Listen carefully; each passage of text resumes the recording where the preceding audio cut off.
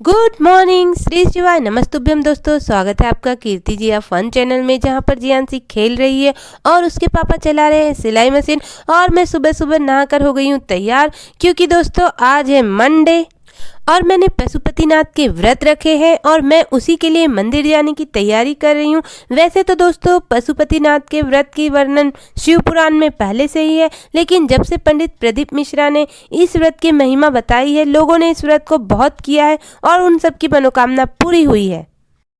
और अब मेरी सारी तैयारी हो गई है और अब हम लोग जा रहे हैं मंदिर, जो कि बहुत ही फनी लग रहा है। और अब मैं पहुंच गई हूँ मंदिर और करती हूँ अपनी पूजा स्टार्ट।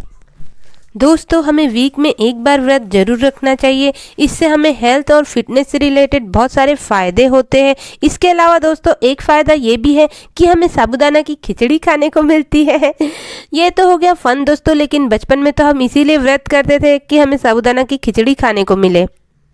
और अब मेरी पूजा स्टार्ट हो गई है, जो कि जल चढ़ाने से मैंने स्टार्ट किया है। इसके बाद मैं चढ़ाऊंगी दूध और उसके बाद चढ़ाऊंगी फिर से जल, फिर दही, फिर जल, फिर घी, फिर जल, फिर शहद, फिर जल, फिर शक्कर, फिर जल, फिर एक बार लास्ट में जल। दोस्तों, जब हम मंदिर जाते हैं तो हमें बहुत सारी पॉजिटिव एनर्जी मिलती है, जो कि न सिर्फ मंदिर जाने से, किसी भी हॉली प्लेस पर जाने से हमें बहुत सुख और शांति, पॉजिटिव एनर्जी मिलती है।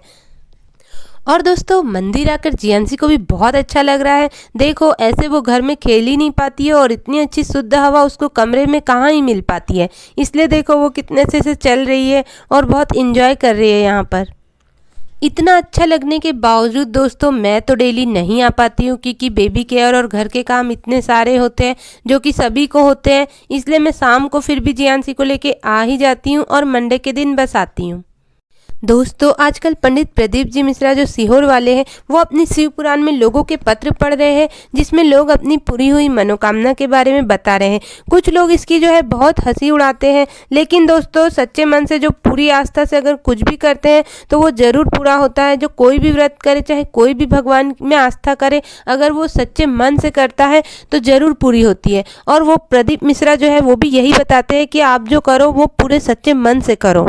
इसके अलावा दोस्तों, जब एक बार मैं ट्रेन से कहीं जा रही थी तो उसमें दो व्यक्ति बात कर रहे थे कि हम तो सीहोर गए थे और जो पंडित प्रदीप मिश्रा है वो बहुत घमंडी है, हम उनसे जरा सा मिलना चाहते थे लेकिन वो हमसे मिले ही नहीं। अरे मेरा कहना है कि आपको पंडित से मिलना ही क्यों है? हमें तो भगवान से मतलब है, पंडित से क्या मतलब है? वो जो बता रहा है उससे मतलब है। हमें पंडित से पर्सनली कुछ लेना नहीं है, कुछ मिलना नहीं है। इसके अलावा दोस्तों शिव पुराण सुनने के मेरे पर्सनल जो एक्सपीरियंस है वो मैं आपसे बताती हूँ कि जब हम शिव पुराण या कोई भी कथा सुनते हैं तो हमें मन को बहुत शांति और संतुष्टि मिलता है। और इसके अलावा जो हमारे मन में टेंशन, हाइपरटेंशन, जो भी स्ट्रेस रहता है वो हम उसको भूल जाते हैं, जिसके कारण हमारा मन जो है बहुत रिलीफ होता है।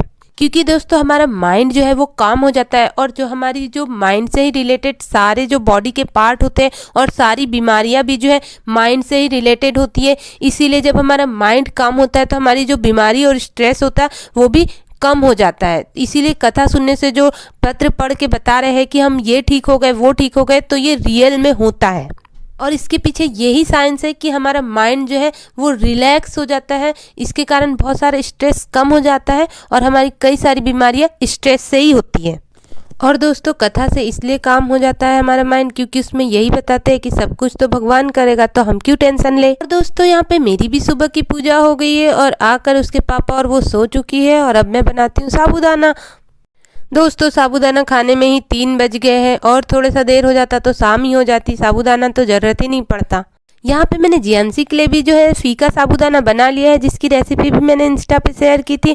और अब दोस्तों शाम हो गई है और मैंने शाम की पूजा की तैयारी भी कर ली है, जिसमें ये आटे के 6 दीपक बनाकर ले जाते हैं और जिसमें से 5 दीपक जो है मंदिर में जला के रख देते हैं और 1 दीपक घर ला के हमारे इंट्रेंस गेट पे, हमारे जो सीधे हाथ पड़ता है उस पे वहाँ पर 1 दीपक रख देते हैं। इसके अलावा कुछ मीठा प्रसाद बनाते हैं, जिसके 3 हिस्से करते हैं। 2 हिस्से भगवान को चढ़ाकर 1 हिस्सा हम प्रसाद के रूप में ले लेते हैं। यही है पशुपतिनाथ व्रत की पूरी विधि। दोस्तों अगर मुझसे कुछ छूट गया हो तो प्लीज़ कमेंट करके बताइए। और अब यहाँ पर मेरी पूजा हो गई है संपन्न और इस व्लॉग को भी मैं करती हूँ यहीं पे संपन्न। वीडियो पसंद आया तो प्लीज़ लाइक, शेयर और सब्सक्राइब जरूर करें और चैनल पर नए हैं तो सब्सक्राइब करना ना भूलें और बेल आइकन को प्रेस करें।